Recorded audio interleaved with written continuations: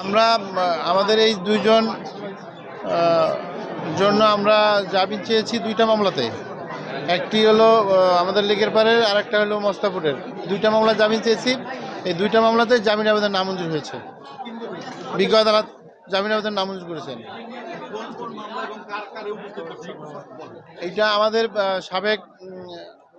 আমাদের সাবেক মন্ত্রী মহোদয়, মাদারীপুরের কৃতি সন্তান এবং এমপি সাহেব আমাদের শাহজাহান খান সাহেবের, এবং আমাদের আব্দুল সোবহান গোলাপ ভাই, যিনি কালকিনি এমপি ছিলেন।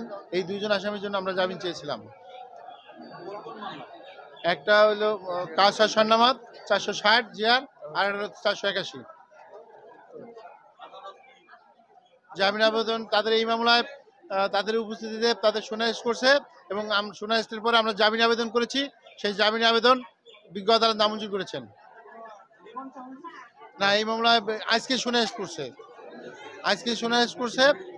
এখন পর্যন্ত রিমান্ডের আবেদন আসেনি।